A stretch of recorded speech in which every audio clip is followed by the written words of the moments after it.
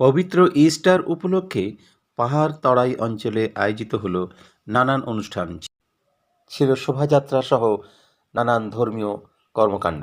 চলুন দেখা যাক, শোনা যাক। নমস্কার। এখন আমরা চলতে চলতে পৌঁছে গেছি দার্জিলিং জেলার কার্শিয়াং মহকুমার অধীনে গাড়িধুরার কাছে। এই যে দেখতে পাচ্ছেন, ইস্টার উপলক্ষে তার একটা মিছিল চলেছে এবং তারা প্রভু যিশুর বন্দনা করতে করতে এগিয়ে যাচ্ছেন। আজকের এই দিনটি উপলক্ষে খুব সুন্দর একটি মুহূর্ত আমরা ধরে ফেলেছি ক্যামেরার মধ্যে। আপনারা আমাদের সঙ্গে থাকুন। দেখতে পাচ্ছেন পিছনে এক বড় মিছিল এবং শোভাযাত্রা, যাই বলা হোক না কেন, আজকের দিনটিতে তারা স্মরণ করছেন প্রভু যিশুকে এবং সেই ভাবনা নিয়ে তারা এগিয়ে চলেছেন এবং তারা সমবেত সঙ্গীত করতে করতে এগিয়ে চলেছেন।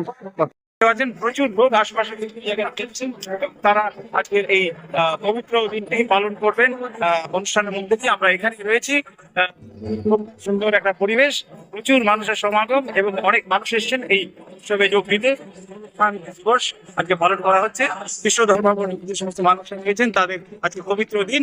আপনারা আমাদের সঙ্গে থাকুন, আমরা ফিরে আসছি পরে। এই দিনটি উপলক্ষে আমাদের জানালেন সমাজসেবিকা এবং অল ক্রিশ্চিয়ান মাইনরিটি অর্গানাইজেশনের সদস্যা মৌসুমী বাগ। ইস্টার সমস্ত জাতিকে আমি শুভ সন্দেশ এটাই দিতে চাই যে আজকের দিনটা আমাদের জন্য, খ্রিস্ট ধর্মের জন্য একটা পবিত্র দিন। আজকের দিন প্রভু যীশু মসিহ পুনর্জীবিত হয়েছে, আর প্রভু যীশু মসিহ যেহেতু পুনর্জীবিত হয়েছে, ওনার সঙ্গে আমরা যারা প্রভু যীশুকে বিশ্বাস করি সবাই তার সঙ্গে পুনর্জীবিত হয়ে নতুন জীবন দেখে বলে আমরা বিশ্বাস করি। কেন কি প্রভু যীশু বলেছে, মার্গ আমি, সত্য আমি, জীবন আমি।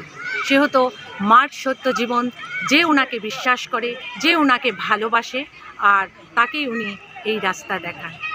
এই আজকে গুড ফ্রাইডের মূল বক্তব্যই হলো ওনার সঙ্গে আমরা নতুন করে একটা জীবন পাই, আর এই জীবনটা আমাদের আনন্দে ভরে ওঠে।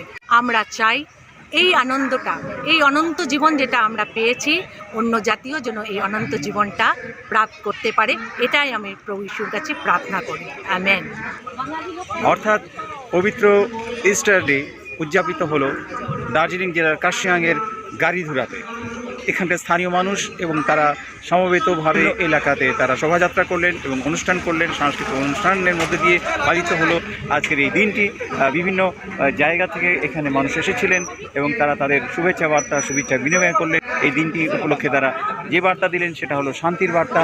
সকলে একসাথে যেন থাকে এবং মিলেমিশে থাকে এবং প্রেম ভালোবাসার মধ্যে দিয়ে এগিয়ে যায়। গাড়িধুরা থেকে অরুণ কুমারের